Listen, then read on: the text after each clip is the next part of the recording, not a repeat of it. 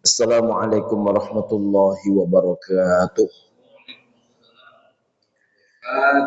Innal hamdalillah salatan wa salaman ala Rasulillah asyhadu an la ilaha illallah wahdahu la syarikalah wa asyhadu anna Muhammadan abduhu wa rasuluhu la nabiyya ba'dah. Allahumma salli ala sayyidina Muhammad wa ala alihi wa ashabihi wa mawalah, amma ba'du. Ibu dan bapak pengurus dan jamaah Masjid Darul Aman rahimakumullah. Ketika Nabi Shallallahu Alaihi Wasallam dilahirkan, bulan Rabiul Awal sudah ada, tapi tahun Hijriyah belum ada. Maka ketika ditanya kapan Nabi Muhammad Shallallahu Alaihi Wasallam dilahirkan, maka selalu ahli sejarah menyebut hari Senin tanggal 12 Rabiul Awal tahun gajah. Kenapa disebut namanya tahun gajah? Karena pada tahun itulah datang pasukan Abraha berkendaraankan gajah, disebutkan dalam buku-buku sejarah. Menjelang dia memasuki kota Mekah, maka kemudian datanglah pasukan burung ababil untuk mencegat, membakar, menghancurkan, mengalahkan pasukan Al-Fil, pasukan bergajah. Diceritakan dalam surah Al-Fil, wa arsala alaihim tayran ababil tarmihim bihijaratin min sijil. Ibu dan bapak rahimakumullah, pasukan ababil yang membawa kerikil itu menjatuhkan batu-batu kecil yang berasal dari sijil. Sijil itu apa? Dari api neraka. Makanya pasukan Iran itu punya rudal, nama rudalnya adalah rudal sijil. Makanya patutlah dibakarnya pangkalan-pangkalan Amerika. Ibu dan bapak rahimakumullah, di mana peristiwa itu terjadi menjelang masuk kota Mekah. Dalam kajian pakar sejarah itu diperkirakan di daerah Mina.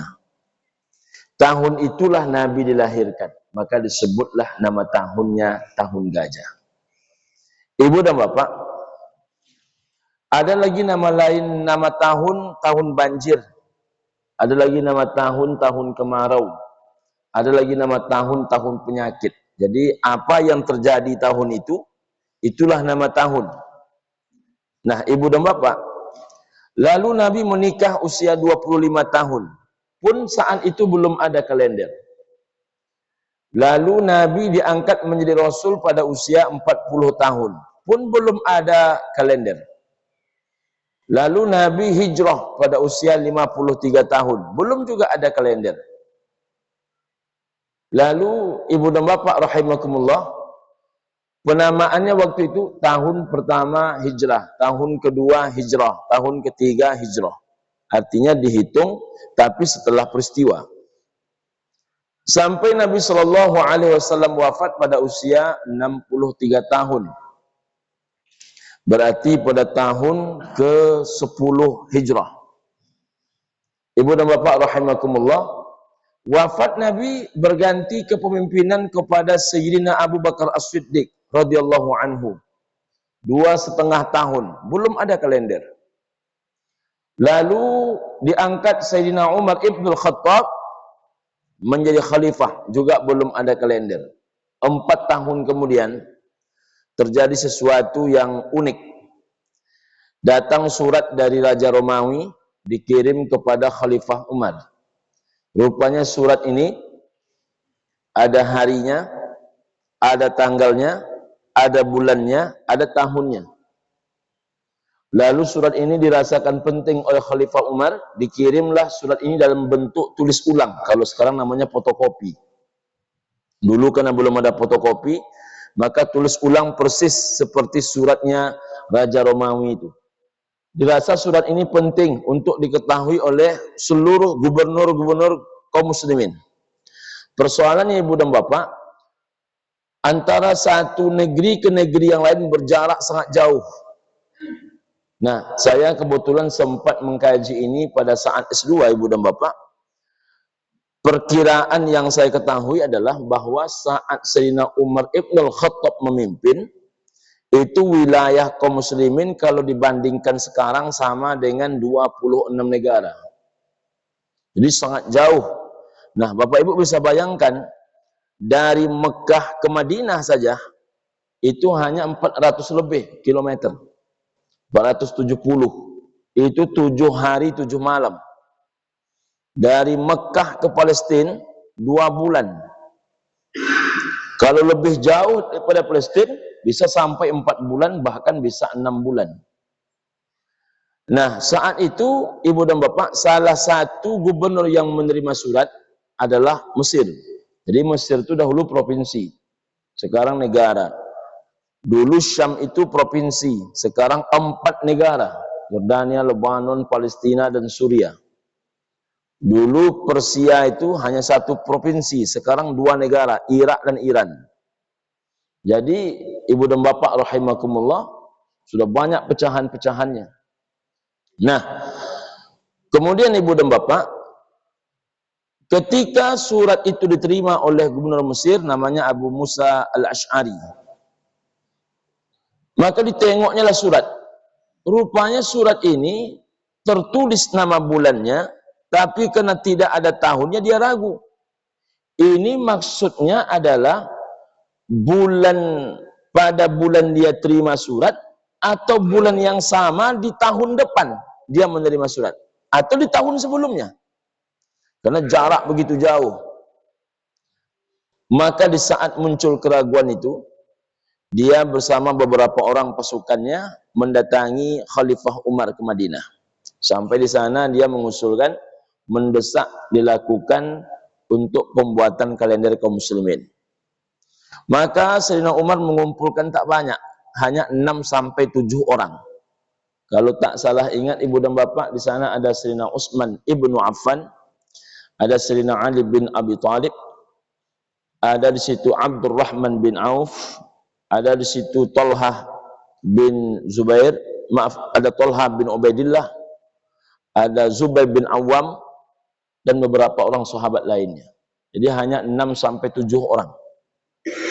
Ketika diajak mereka bermusyawarah, ini namanya Majelis Syura namanya. Ketika diajak mereka bermusyawarah, memutuskan kapan kalender Islam dimulai. Rupanya sahabat itu beragam juga pendapatnya. Tapi ketika pendapat mereka tidak diterima, mereka tak pecah persaudaraan. Karena rupanya kebiasaan sahabat, kalau pendapatnya diterima, mereka mengucapkan istighfar. Kalau pendapat mereka ditolak, mereka mengucapkan alhamdulillah. Jadi kalau diterima, istighfar mereka. Beda dengan kita di masyarakat kan, kalau seandainya pendapat kita diterima, nah itu sebenarnya pendapat ambo dulu yang dijalankan di pengurus masjid itu. Tuh ambo dulu tuh yang mengusulkan, ambo dulu tuh kalau ndak adu ambo entah macam mana lah agak-agak itu katanya. Tapi kalau tak diterima pendapat dia, tak datang-datang dia lagi dapat. Kalau sahabat itu terbalik, kalau diterima istighfar dia. Astaghfirullahaladzim.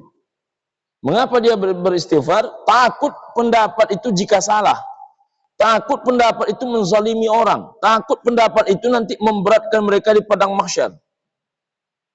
Kalau seandainya ditolak, malah mereka alhamdulillah, tak tersinggung sama sekali. Maka ketika mereka ditanya oleh Sayyidina Umar, dari mana kalender kaum muslimin ini kita mulai? Ada yang mengusulkan, bagaimana kalau sejak Nabi lahir? Pendapat ini ditolak. Kenapa ditolak? Karena Nabi lahir, kata yang lain, tak ada perubahan apa-apa. Yang menyembah patung tetap menyembah patung. Yang berbuat maksiat tetap berbuat maksiat. Maka tidak mungkin sesuatu yang tidak menampakkan momentum perubahan besar-besaran itu dijadikan sebagai tolak ukur membuat sesuatu yang baru, apalagi itu sifatnya kalender kaum muslimin. Lalu ada yang mengusulkan, bagaimana kalau kita mulai kalender kaum muslimin itu sejak Nabi Muhammad diangkat menjadi Rasul pada usia 40 tahun. Pendapat ini pun ditolak juga. Kenapa ditolak? Karena Nabi diangkat menjadi Rasul pada usia 40 tahun, 13 tahun kemudian yang masuk Islam itu hanya 70 orang. Jadi pengurus masjid jangan kecewa kalau payah mengajak orang ke masjid. Nabi mengajak orang masuk Islam ini 13 tahun, yang masuk Islam di kota Mekah itu hanya 70. Tuh bayang Bapak Ibu tuh selevel Nabi. Wa ma yantiqu 'anil hawa in huwa illa wahyu yuha. Nabi tak bercakap, tak melakukan sesuatu kalau tak diwahyukan kepadanya. 70 orang. Disitulah kita menengok tentang hidup ini memang diajarkan susah. Jadi dalam hidup ini tak boleh diajarkan senang. Karena orang diajarkan hidup susah, dia akan mencoba menaklukkannya agar menjadi kesenangan. Tapi kalau orang diajarkan hidup senang, maka dia akan bersenang-senang. Maka diperintahkan Nabi hijrah di kota Madinah dalam tak sampai 10 tahun yang masuk Islam 27.000 orang. Jadi sangat jomplang. Jadi kalau ibu dan bapak buka dalam sejarah, apa alasan Nabi Muhammad SAW itu hijrah? Salah satunya adalah memperkokoh barisan kaum muslimin. Karena kalau bertahan di kota Mekah, kalau menengok logika 13 tahun hanya 70, tambah 10 tahun lagi, berarti tak sampai 150 orang. Maka mesti hijrah. Jadi kalau pendapat bapak tak didengarkan di tempat bapak bekerja, mohon maaf ini, hanya menjadi ayam sayur saja sedangkan bapak cerdas, perlu hijrah itu. Sesuatu yang bernas tak berlaku di tempat yang tak menghargai kecerdasan, mesti hijrah. Maka memperluas itu, hijrah itu sebuah kemestian. Maka ibu dan bapak rahimakumullah, bagaimana kalau sejak Nabi Muhammad SAW ketika diangkat menjadi Rasul, tak ada perubahan momentum yang luar biasa, cuman masuk Islam 70 orang. Jadi bagaimana caranya? Ada yang mengusulkan, bagaimana kalau sejak Nabi Muhammad wafat? Oh, pendapat ini makin ditolak. Kenapa ditolak? Karena Nabi Muhammad wafat justru kaum muslimin terpecah belah. Ada yang murtad, maka disebut dengan gerakan riddah. Riddah itu kemurtadan. Ada yang langsung dia murtad, ada yang mengaku menjadi nabi palsu, ada pula yang tidak mau membayar zakat. Jadi sholatnya tetap, zakat tak mau. Ada yang langsung keluar dari Islam, ada yang mengaku sebagai nabi palsu. Nah, yang paling besar itu namanya ibu dan bapak adalah Musailamah Al-Kadzab. Musailamah Al-Kadzab itu mengaku dirinya menjadi Rasul, dan pengikutnya, pasukannya saja lebih ramai daripada pasukan kaum muslimin. Nah, itu macam mana itu kekuatan mereka. Nah, ibu dan bapak rahimakumullah, di saat buntu macam itu, rupanya Ali dan Sayyidina Umar radhiyallahu anhum pendapatnya sama. Mereka berdua setuju bila peristiwa hijrah lah yang menjadi momentum untuk memulai pembuatan kalender Islam. Apa kalimat mereka berdua? Al-hijratu tufarriqu bainal haqq wal batil. Hijrah itu menjadi pembeda mana yang hak, mana yang batil. Yang cinta anak, istri, keluarga tinggal di kota Mekah, yang letaknya cinta kepada istri, anak, keluarga di bawah cinta kepada Allah, meninggalkan kota Mekah menuju ke Yasrib, Madinah. Saat itu namanya masih Yasrib, belum Madinah. Yang mencintai kurmanya, tanahnya, yang mencintai rumahnya, tinggal di Mekah. Yang mencintai imannya, yang mencintai Islamnya, yang mencintai Rasulnya, pindah ke Madinah. Maka nampak perbedaan antara mencintai dunia dengan mencintai Rasulullah, dan tentunya adalah Allah Subhanahu wa taala. Jadi hijrah itu pembeda. Al-hijratu tufarriqu bainal haqq wal batil. Hijrah pembeda mana yang hak, mana yang batil. Maka diambillah nama peristiwanya itu hijrah, dan disebutlah nama kalendernya adalah kalender Hijriyah. Nah, penutup. Tapi kan peristiwa hijrah itu bukan terjadi di bulan Muharram. Jadi jangan sampai salah menganggap hijrah terjadi di bulan Muharram. Karena tahun baru selalu miladnya di bulan Muharram. Seperti hari ini kan Muharram ini. Kapan terjadinya peristiwa hijrah? Nabi mendapatkan informasi beliau akan dibunuh itu tanggal 27 Safar. Nabi meninggalkan rumah malam 28 Safar. Saya biasa menyebut istilahnya G28S, gerakan 28 Safar. Agak mirip sedikit dengan G30S, dan memang kejadiannya sama-sama malam Jumat.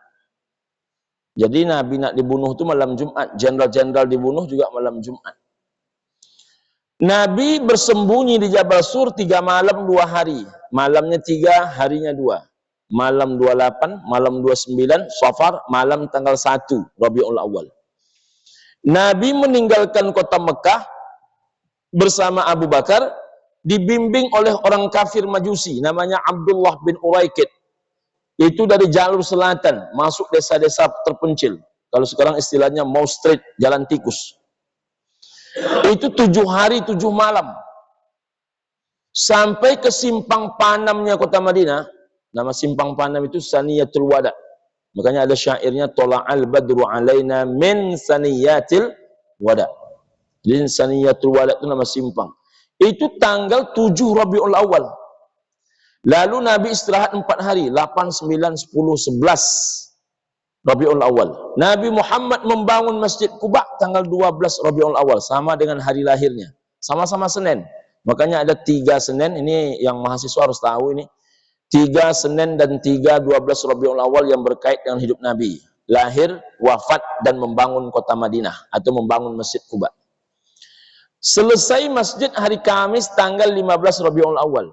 Hari Jumat 16 Rabiul Awal, Nabi berangkat menuju ke kota. Baru berjarak 300 meter, dihentikan oleh malaikat Jibril. Kenapa? Waktu Jumat masuk. Nabi sholat Jumat di lapangan itu. Jadi kalau ada yang mengatakan dulu waktu peristiwa 212, tak sah sholat Jumat di lapangan, Nabi pertama kali sholat Jumat di kota Madinah itu di lapangan. Maka di situ sekarang dibangun masjid. Nama masjidnya Masjid Al-Jumu'ah. Jadi nanti jangan heran kalau Bapak ke Masjid Quba, dulu masjid kayak Masjid Quba. Mungkin cekcok pengurus masjidnya enggak. Jangan sampai saya salah paham pula. Jadi itu bukan karena cekcok pengurus masjid, tidak. Karena itu tempat bersejarah, maka dibangunlah masjid namanya Masjid Al-Jumu'ah. Itu berdekatan dengan Masjid Quba. Lalu Nabi masuk ke tengah kota, lebih kurang 6 hari kemudian Nabi membangun Masjid An-Nabawi. Jadi Bunda Bapak, seluruh peristiwa itu hanya terjadi di penghujung Safar dan bulan Rabiul Awal. Pertanyaannya adalah, mengapa kalender kaum muslimin bulan Hijriyah itu diawali di bulan Muharram? Rupanya rukun Islam itu utuh dilaksanakan, sempurna dilaksanakan tentu setelah pelaksanaan ibadah haji. Kapan pelaksanaan ibadah haji? Bulan Dzulhijjah. Maka setelah kaum muslimin menyelesaikan seluruh rukun Islamnya, apa nama bulan pertama setelah itu? Rupanya ketemunya bulan Muharram. Maka diangkatlah bulan Muharram menjadi bulan pertama, dan bulan Dzulhijjah itu menjadi bulan terakhir. Jadi Bunda Bapak rahimakumullah, sekali lagi, walaupun peristiwa itu terjadi di bulan Rabiul Awal, karena jarak Rabiul Awal ke Muharram itu 11 bulan. Rabiul Awal, Rabiul Akhir, Jumadil Awal, Jumadil Akhir, berlagi Rajab, Sya'ban, Ramadan, Syawal, lanjut Dzulqa'dah, Dzulhijjah, habis itu Muharram. 11 bulan jaraknya. Jadi Ibu dan Bapak rahimakumullah, 11 bulan jaraknya. Tapi sekali lagi, karena saat itulah seluruh rukun Islam sudah terlaksanakan, maka disitulah bermulanya kalender ataupun pengurutan nomor urut bulan di kalender Hijriyah. Wallahu a'lam bishawab wal khata'. Assalamualaikum warahmatullahi wabarakatuh.